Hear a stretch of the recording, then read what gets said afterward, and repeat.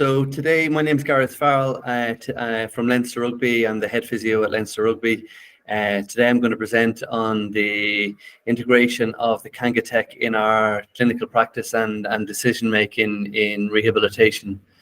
This is our journey. We've only had a KangaTech in situ here in the club since January, so it's not extensive experience in our amalgamation of KangaTech into our clinical practice, but it's our journey to date here. So it ties massively into our rehab philosophy of objective decision making in our rehab philosophy. Systems that we've used or that we currently use are the 4 steps for stiffness, for calf strength, the groin bar. We don't have one on site, but we have access to one that we used previously in profiling our adductors and abductors. Hamstring strength, we'd use the NOR-board on a weekly basis, and we'd also used, we did use the valved load cell to measure neck strength. So that's a snapshot of some of the devices that we'd use, again, to inform decision making. But one of the shortcomings that we had is the ability to objectify a lot of different muscle groups and joints that weren't being serviced by, say, a groin bar or a valve load cell. We used things like Tyndek or handheld dynamometry, but we found them relatively inconsistent. So this was, a whole new avenue for us to objectify in a reliable and consistent and repeatable manner. So in around our neck, we had highlighted the importance of measuring neck strength a number of years ago for many different reasons. The nature of rugby, with scrummaging, with tackling, the injury prevention nature of it is huge.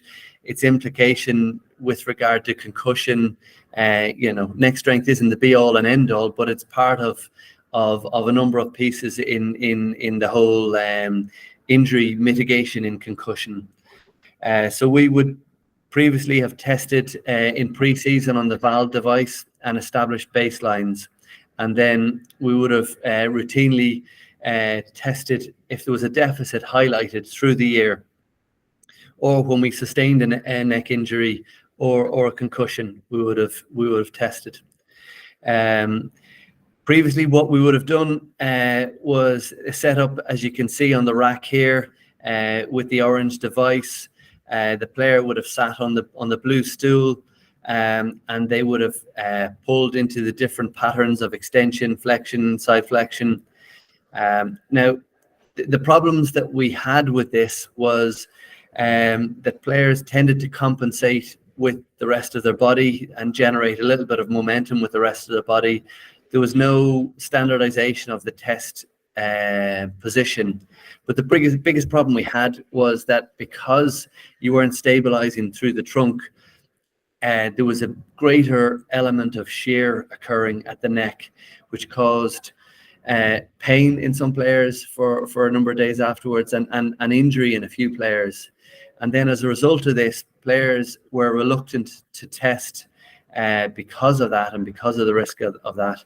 And then we had to time our testing and make sure it didn't happen in around big games because of this risk.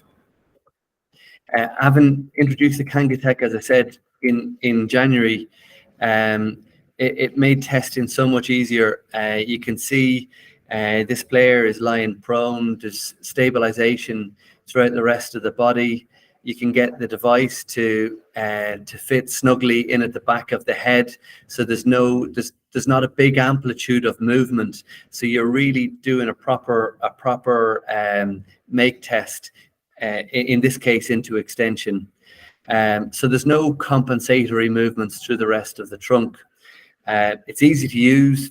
The visuals are pretty good, and we've had great buy-in from the players. There's no resistance to testing because it's easily done, and there's very, very little or no risk. Where we are with it now is trying to establish baselines. Previously with the other device, we were working off 4.5 times body weight in terms of newtons into extension, and then getting flexion and side flexion ratios of 0.8 of that. We're slightly below that in what we've tested to date, and I can only really imagine that that's probably as a result of less compensations. Now we've got an aspiration of trying to get to that, but we'll have better clarity when we test in the pre-season. So our aim really is to test all players now this pre-season.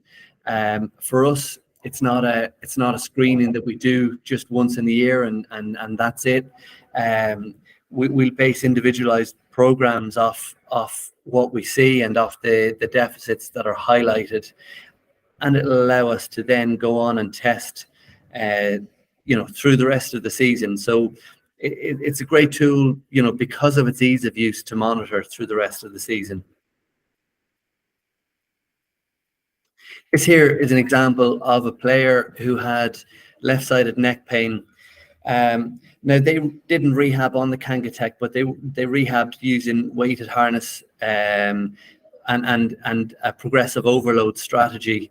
Before, it was difficult to reassess changes, whereas in this working example over a period of a month, you can see that there was a 19% improvement in neck flexion strength and a 23% improvement in extension strength. In the side flexors, again, there's a nice little visual with the graph to show that the right side is slightly preferentially stronger, which again narrows the focus of the rehab to try and improve the strength on that left side. But again, there was a bilateral improvement in the strength over the course of the month. So again, it just helps to direct the rehab and objectify it in a nice manner that's both helpful for the player and for the person overseeing the program. This is an example of another player who, again, had left-sided deficits in the neck, but they had a rehab strategy that involved the KangaTech itself, both the KangaTech and some neck harness work. And the rehab they did during this period of time was prescribed sets at 75% of their side flexion max or their peak, and each set involved 4 reps at 5-second holds. So it's a snapshot of the rehab during a period of time. It doesn't show the progression of the rehab, but it nicely captures the rehab. And the feedback from the player was that it was really intuitive to use. They had to maintain a threshold, and there was good visuals as to when they were holding that threshold and when they weren't holding the threshold. So the feedback of them using it was great. There was an element of competition to it as well, which they liked. In around the hip, previously we would have used the groin squeeze, not as a strength measure, but a measure of force transfer in around the hip and groin.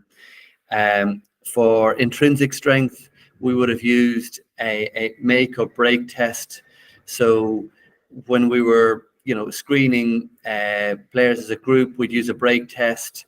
If we needed to get a little bit more information on their progress, we'd use a make test with a handheld dynamometer. But I was never a huge fan. There was such fluctuations in the output there. Intra and inter-tester, I wasn't a huge fan. So there was a lot of subjectivity in that, and then we had limited access to a force frame, as I'd said. So for us now, it's a whole, again, new dimension of testing here. The ability to test in multiple positions, to test, side-to-side differences in flexion and in ab and adduction, and test those ratios are invaluable. And just to get a profile in around the hip, at 60 degrees, at 90 degrees in long lever positions. And it just gives us way more objectivity than the subjectivity that we had previously. This here is another working example of a player who, not trying to oversimplify it too much, but had clinical symptoms of hip stiffness and reduced internal rotation range on the right hip through the course of the year. Now, I have to highlight that this is part of a whole procedure of analysis and investigation, and forms only a small part of the rehab. And it's not so, I'm not saying it's so reductionistic that we're just looking at hip, ab, and adduction strength here. But it did give us a bit of a snapshot, and it was part of the whole procedure of evaluation. So on this particular player, you can see that hip adduction was pretty comparable right to left. If anything, right was slightly stronger. The same goes for hip abduction. When we looked at the ratios of ab to adduction, they were in around 0.87 for both. They weren't quite 1-to-1, but they were similar to what Tyler had published in the literature. So they're thereabouts where they should be. Looking at hip extension on this specific player, we saw the left side was preferentially stronger by about 10% in both hip extension and hip flexion. So it gave us an area to work on. It gave us a bit of a direction with the rehab, and that formed part of the rehab.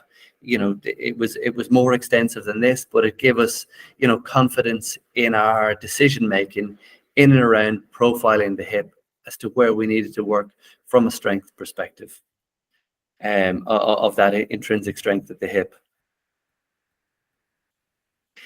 We all know, and it's well documented through the literature, of the challenge in around kind of hamstring injuries. We know how strength is key, particularly the nature of rugby, which I work in. There's a lot of challenging areas of the game with sprinting, poaching or jackling, where you're over in a flex position over the ball and you're vulnerable to being hit in that position. But also something that we've highlighted in the literature in this club, the overstride position, where you tend to overstride with trunk flexion and either contralateral or ipsilateral rotation. And plus or minus a push in the back or some kind of perturbation in the back. So our strength and robustness programs need to be able to mitigate, these challenges. So alongside our traditional athletic development program, how we try and objectify hamstring strength would be through the use of the NordBoard and isokinetic dynamometry. NordBoard data we collect either weekly or bi-weekly, and that's monitored through the year for progress and for symmetry. IKDs are our gold standard as a return to play marker, but again, they're maybe not appropriate at certain stages of rehab.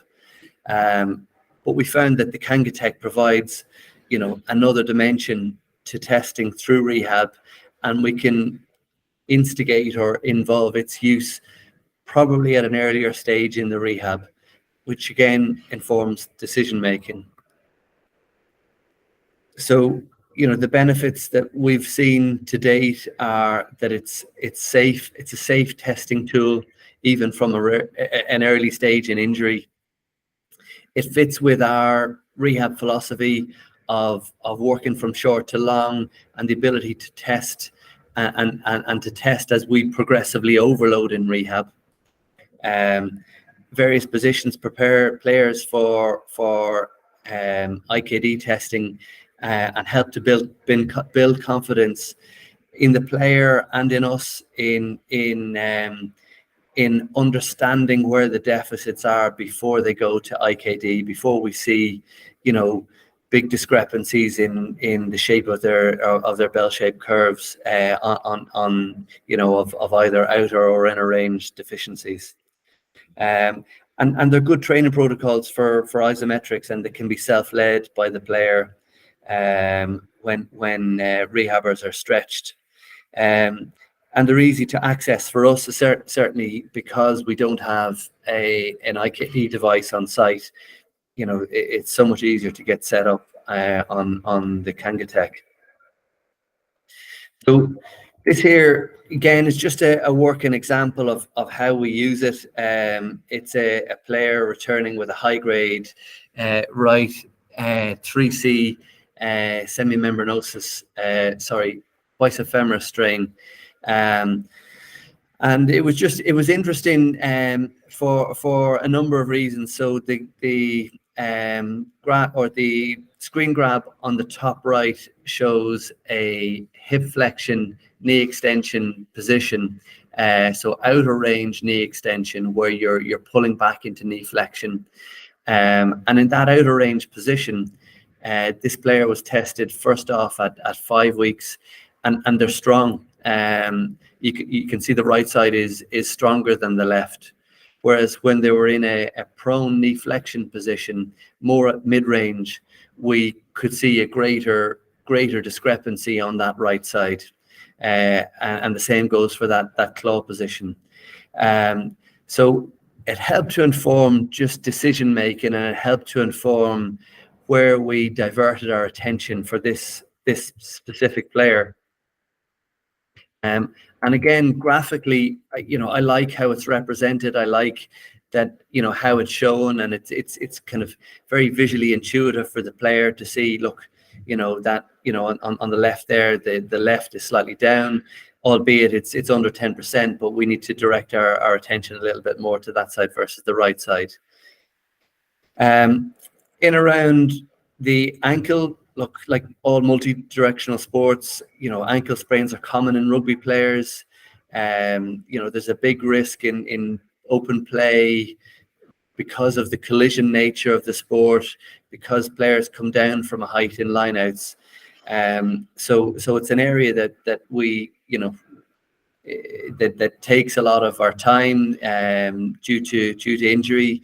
And previous assessment methods were forced X for testing calf strength, for testing ankle stiffness. We used brake test and handheld dynamometry to test intrinsic strength in around the ankle, namely inversion, eversion. And that comes with all the same issues that I've highlighted previously. So the benefits, of using the KangaTech, it's really, really easy to set up and objectify inversion, eversion, dorsiflexion strength. We've used it really well, objectifying big toe strength, again, for that kind of acceleration, that push off. The importance of using the big toe, as we all know, in running and acceleration. So look, really, really easy to use and to objectify in around the ankle. Again, another working example here of a player who had pretty extensive injury to his ankle. He had a reconstruction on the medial and lateral sides, as well as a tightrope, so a syndesmosis repair effectively as well. So a pretty significantly damaged ankle. And we used the KangaTech as a means of giving us confidence around our decision making of when we introduced plyometrics into the program.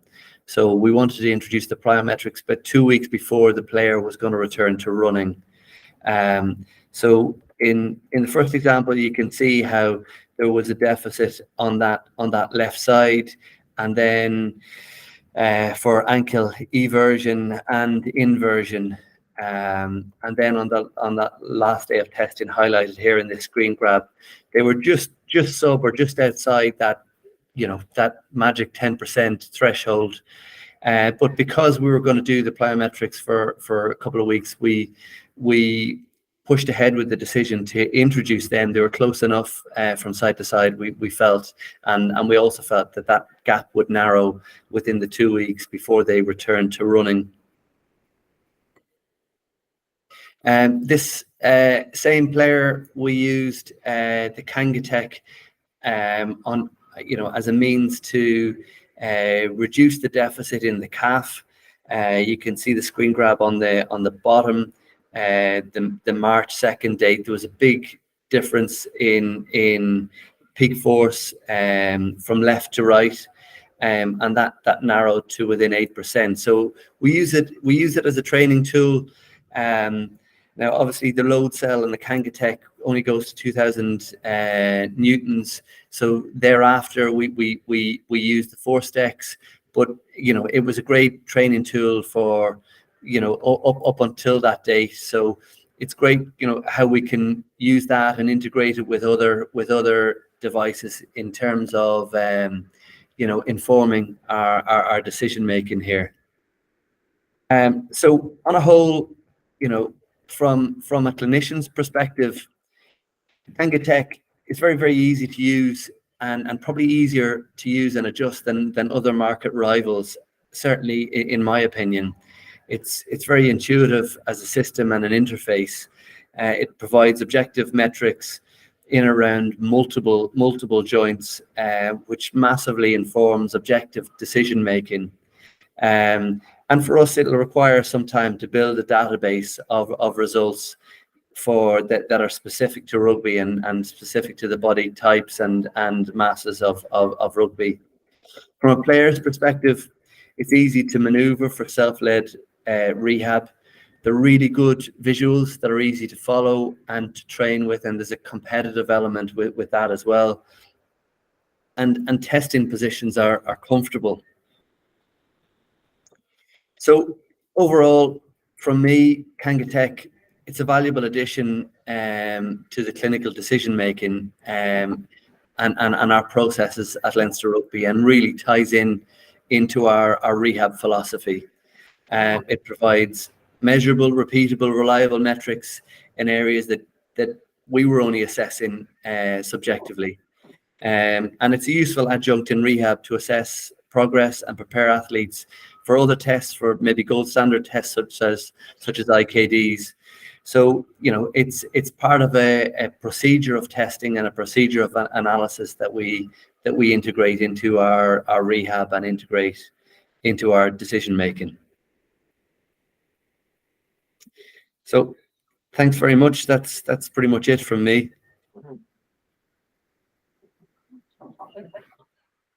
Thanks, Garreth.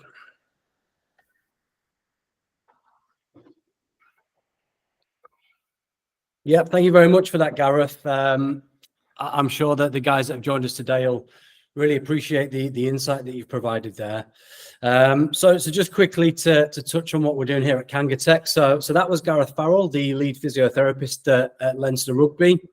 And he's brought you the first of 3 elite rugby webinars that we'll be delivering over the next 7 to 10 days. Joining Garreth, obviously, are the guys at KangaTech. So that's myself, Chris, who's forgot to put his camera on. This is why we should never do these things live, guys. But, yeah, so I'm Chris. I'm the business development manager at KangaTech. I'm based in Leeds in the UK. And joining me today is my colleagues, James, who's our customer success manager, and Nigel Cox, our high performance consultant. So yeah, once again, Garreth, I know you've had a super busy week, and all of us here really do appreciate the work you've put into that. And I'm sure the guys will be very interested to hear your thoughts on some of the Q&A that we're going to jump into now. So we're going to spend around 10 minutes on Q&A, and I think probably I'll hand off to Nigel. I think you've got the first question for us today, mate.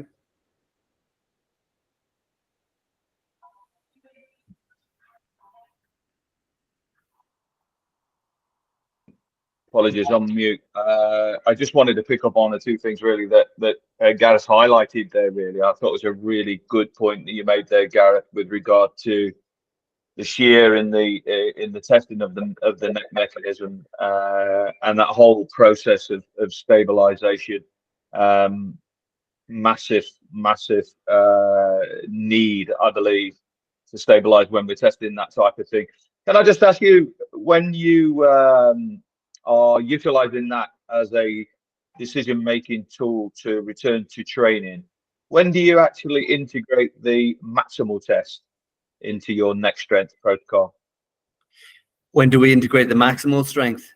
Yeah, I mean, obviously, if you're in terms of monitoring and rehab throughout that concussion process, do you steer away from, basically what I'm trying to say is, I guess, you steer away from a maximal test throughout that sort of rehabilitative process in order that you limit the Valsalva intracranial pressure that would build from a maximal test, and then you utilize a maximal test when you're pretty confident they're ready to go back on the grass? What's your thoughts on that? Yeah, look, it's case by case, Nigel. So, like the nature of this sport, we'd have a lot of players that would play, with injury and play while managing injury and managing niggles. So for a lot of them, they need the ability to maximal test while they've got niggles and whatever else. Like if they're going to be out on the park, they need to maximally test. So if they've got some degree of pain, if we're pretty confident that we're not going to injure them, like using the KangaTech, where we did a percentage of that maximal test to be able to train. So there was that specific example that I presented. We maximally tested them, but we were confident that we weren't going to injure, mainly because we had confidence in seeing what they were lifting from the neck harness, and we'd been able to profile them over a period of time, but also like they can build into it. So because you're not getting a huge amount of shear, even if you have a little bit of pain, it's controlled by the player themselves. So it's a pretty safe test to do. And I know that doesn't answer your, I'm not saying at this point we're going to test, but, you can build through it and you can get feedback from the player, as to where the pain levels are at. And if you're pretty confident that there's going to be no inhibition due to pain, the chance of injury on this is really, really low for me. So, on a return from injury, so we've got another player who has had a stabilization in his cervical spine, and he's now early on his journey, and we're just planning out where we're going to maximally test there. Obviously, there's going to be a little bit more care in the process there. So that's more of a physiological kind of healing and timed return. So we're not, our hands are slightly tied in terms of speaking to the consultant. So we're not going to maximally test until 11, 12 weeks.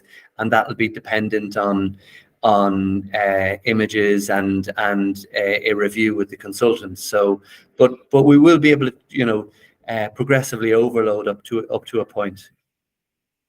Yeah, I absolutely agree. And I think it's a big message, isn't it, from both your sport and our sport, especially at the moment in the world of litigation and all the discussions that we're having around dementia, etc. From my perspective, as a performance consultant, it's kind of, well, if this is going to happen in the sport, we can't prevent. We're in traumatic sport. We're going to get concussions, but what are we doing to offset the sequelae, if you like, of the event? Are we doing enough in terms of preparing the athletes with microdosing over time and building up that neck strength and posture, ready to accept that impact? And you guys you've led the way in terms of sport on that in the past, but you've probably, like you said, use systems that probably don't maximize that capability for you.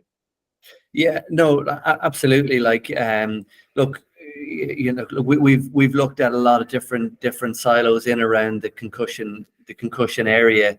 Like clearly neck strength is hugely important, as is shoulder health. If you've got one player that's reluctant to tackle on one side because of, an AC joint injury or, deficits in around the shoulder or the neck on that side, you're going to be loading the other side or preferentially loading it and making poor decisions, and trying to work their way so that they can tackle on their left versus their right.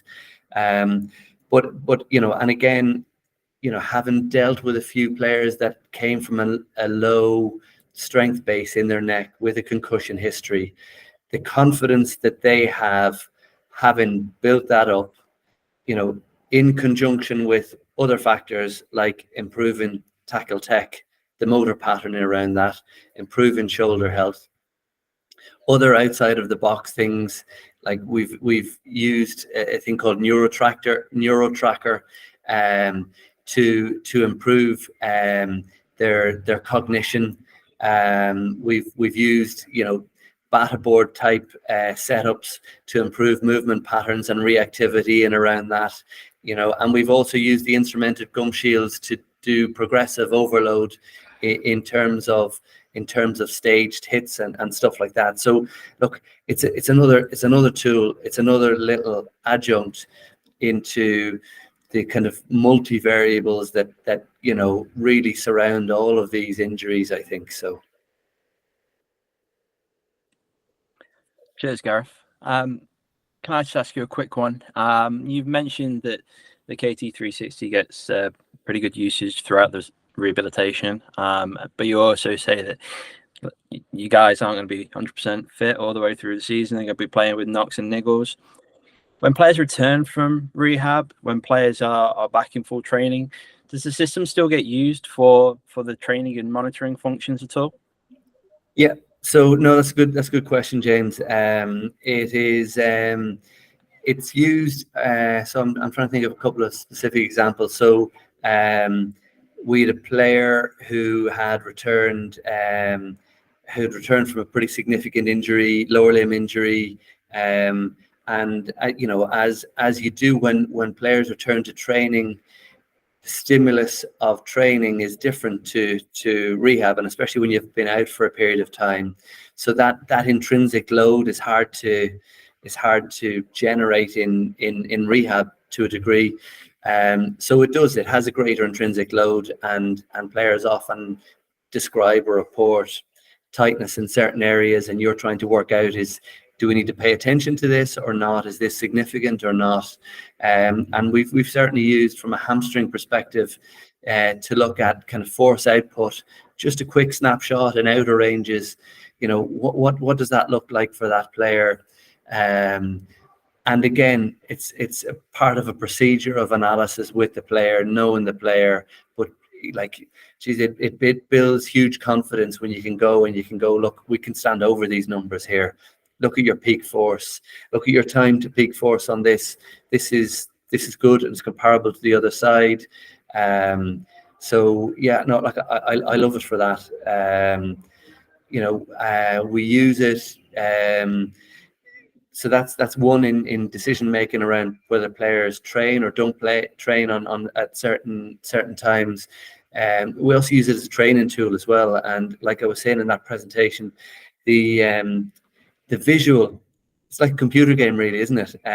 So that visual of being in your optimal range, so you can set the bar, you can set the threshold, and you have to achieve that for an isometric hold, wherever you're training in the body, and players love it because they're competitive beasts. They're doing what they do for a reason, so that they love that element of it. And to be honest, I didn't think we'd use it that much. I thought we'd use it more for screening, for decision making, but actually we're using it more and more as a rehab tool as well.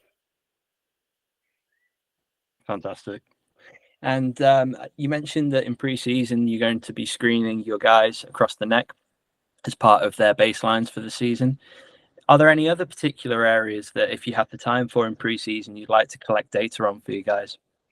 Yeah, look, it's yes. If I'd all the time in the world, yeah, I'd there's lots of areas. But it's collecting meaningful data, and you speak to people, plenty of people that have worked and work in the industry, and they'll all tell you about how they spent so much time screening loads of things that sat in files that they never consulted really.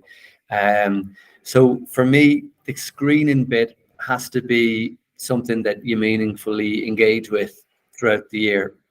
Neck, 100% we will. For certain players, we leave that autonomy to the person that's managing them, and so it's not, you know, squad wide screening, but for players that will have, say, a history of, say, hamstring strain, they will screen individually on that, and they'll have side to side comparisons, and then we can use and engage that through the rest of the year. So there's an autonomy with the person that is managing, you know, a particular stable of players, to go and engage with that and use that as they see fit. And as part of our rehab philosophy, what we tend to do is a head to toe screening of those players on an 8-weekly rotational basis, so that we can pick up those deficits really. You know, the theory is we pick up those deficits before they come and meet us, and that we can intervene and do something about it before injury hits. So yeah, look, it's really useful for that, and like I was saying before, that was done by manual brake tests and the like, and it was either red or green, like you could break them on that or not. Now we've got numbers to put to that, and that'll go into that person's file there. So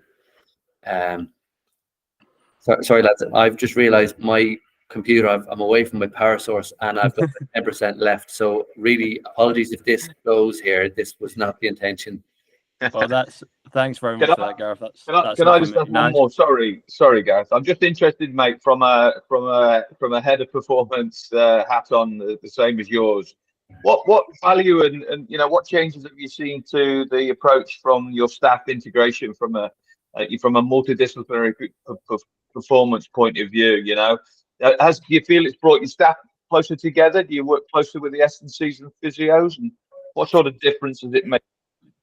Okay, well, but for clarity, I'm not head of performance. I'm head of physio or medical, but so Charlie Higgins wouldn't thank you for outing him there from his post. So I'm just picking you up, mate, I think. No, look,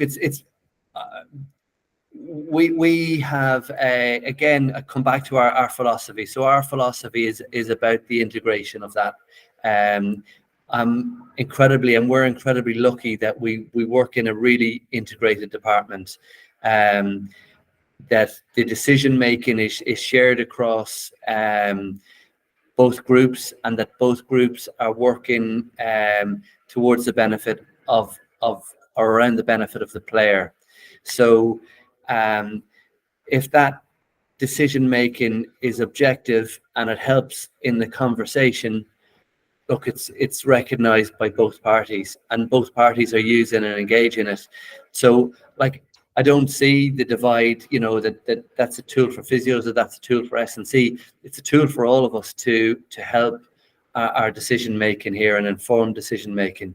And if we can put a number to say, look, this area is weak and we need to, you know, collectively make it stronger, and we can objectify that, then that's great, Nigel, really, isn't it?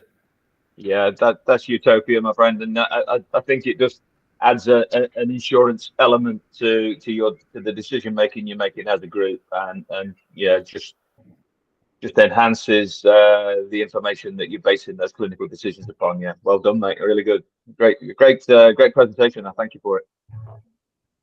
Pleasure, lads. Lovely. Thanks, Gareth. You're probably down to your last few percent now, so we won't keep you too much longer. But for those of you tuning in, I hope that gave you some great value. And actually, Gareth, we've got a lot of people from other sports and other places in Europe who are keen to see this, who weren't able to attend today. So we will be distributing a recording of the webinar for those guys, which I'm sure they will enjoy. And we may be seeing a few of you at Isokinetic this weekend. So yeah, any more questions, then please get in touch with either myself, Nigel, or James. And that's pretty much it from us today. We'll be seeing you again for our second webinar very shortly. Thank you, everyone. Goodbye. Thanks very much. Thanks, lads.